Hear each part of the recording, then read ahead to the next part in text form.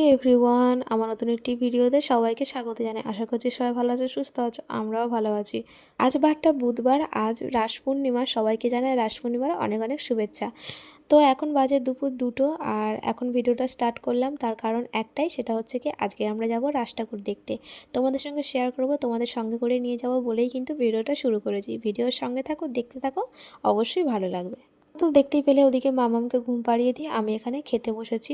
এখন তো টাইম মতো সেরকমভাবে কোনো কিছুই হয় না, খাওয়া ঘুম কোনো কিছুই না। আর এই তো এখন বাজে 4টে, মামাম ঘুম থেকে উঠে পড়েছে। আর এদিকে সব জামা কাপড় তুলে নিয়ে এসেছি, সেগুলোকেই এখন ভাঁজ করছি মা মেয়ে মিলে। তো মামাম তো আমার হাতে হাতে কাজ করে দিচ্ছে। মামাম কিন্তু একটা কাজ খুব ভালো পারে, সেটা হচ্ছে কি আমি যখন জামা কাপড় ভাঁজ করে ওর সামনে রেখে দিই, সেগুলোকে ও এলোমেলো করতে খুবই ভালোবাসে। তো দেখো এই যে ওখানে কাঁথাটা যে ভাঁজ করে রাখলাম, ও কিন্তু ওর আগে কিন্তু গুড়াতে গেছিলো। আমি সঙ্গে সঙ্গে তুলে নিয়েছিলাম বলে আর ও গুড়াতে পারেনি। আর তারপরে কিছু জামা কাপড় একটু ভিজে ভিজে ছিল, সেগুলোই কিন্তু রোদ্দুর মধ্যে রেখে দিয়েছিলাম। তো তারপরে এই যে এগুলো তুলে নিয়ে এসে সব গুছিয়ে নিয়েছি, আর বিছানাটা পুরো ঝেড়ে নিয়েছি। আর তারপরে যাব ছাদের উপরে। ছাদের উপরে কিছু জামাকাপড় আছে, আর চাল রোদ্দুরে দিয়েছিলাম দুপুরে, সেটাই তুলতে যাব। এখানে আসলে জামাকাপড়গুলো দিয়েছিলাম কারণ এখানে একটু মোটা মোটা জামাকাপড়গুলো দিয়েছিলাম মাম্মামের, সোয়েটারগুলো। তো নিচে শুকনো হতে দেরি হবে বলে আমি হচ্ছে রোদ্দুরে মানে ছাদের উপর দিয়েছিলাম, যাতে টানা রোদ্দুরে শুকনো হয়। আর এখন শীতকাল পড়ে গেছে, শীতকালের রোদ্দুরটা কিন্তু 1টা 1:30টার পর থেকে কিন্তু রোদ্দুরটা তেমন কোনো তেজ থাকে না। তো জামাকাপড় শুকনো হতে একটু দেরি হয়, তার জন্য ভেবেছিলাম যে ছাদের উপর দিয়ে গেলে টানা রোদ্দুর পেলে কিন্তু শুকনো হয়ে যাবে।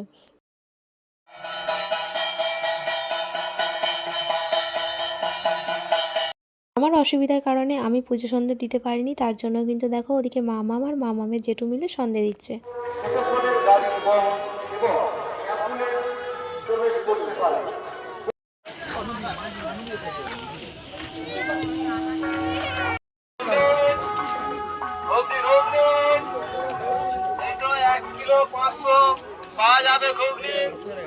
তোমরা অবশ্য বুঝতে পেরে গেছো যে আমরা কোথায় চলে এসেছি। আমরা চলে এসেছি মেলাতে। এই যে প্রথমে ঢুকে এই যে প্যান্ডেলটা, আর এখানে হয়েছে ভূতের বিয়ে।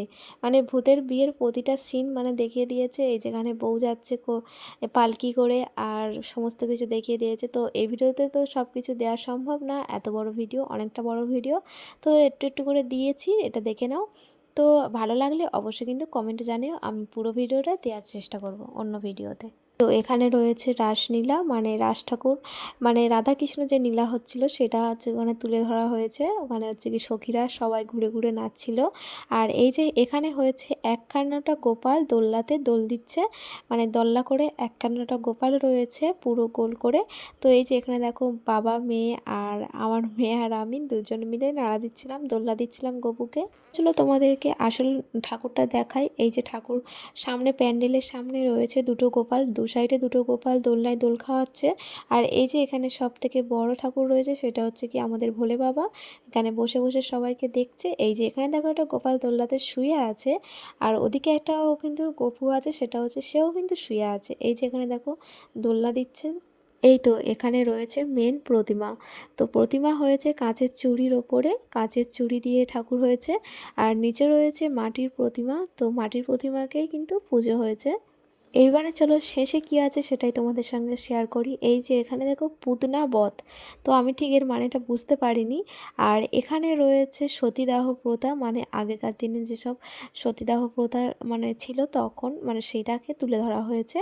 চলো এবারে তোমাদেরকে দেখাই যে মেলা থেকে আমরা কি কি কেনাকাটা করলাম। এই তো মামামের জন্য এখানে একটা বাঁশি দেয়া সিংহ পুতুল, সেটা কেনা হয়েছে। তারপরে কেনা হয়েছে আমি আমার জন্য ওই যে একটা ব্যাগ, ওই ব্যাগটা কিন্তু ওটা আমার জন্য কিনেছি। আর এই যে এখানে দেখো একটা লকেট দেয়া, ছোট্ট মতো লাভ লকেট দেয়া, একটা চেন সরু মতো, সেটা কিনেছি আমি আমার জন্য। আর এই যে এখানে মামামের জন্য একটা ব্যাগ কিনেছি, সেটা হচ্ছে কি এটা কাঁধেও নেওয়া যাবে, আবার মানে হাতেও নেওয়া যাবে, অনেক রকমভাবে নেওয়া যাবে। আর চেন আছে কিন্তু, আর ছোট্ট মতো খাপও আছে, ভেতরে কিছু রাখা যাবে। তো এই ছিল মেলা থেকে কেনাকাটা। তো বন্ধুরা, আমার এই ভিডিওটা তোমাদের কেমন লাগলো অবশ্যই কিন্তু জানিয়ে যেও কমেন্টে। ভালো লাগলে অবশ্যই লাইক করো, আমার পাশে থেকো, সাথে থেকো, সাবস্ক্রাইব করো আমার চ্যানেলটা, থেকে পাশে থাকো। দেখা হবে নতুন একটা ভিডিওতে। এখনকার মতো টাটা।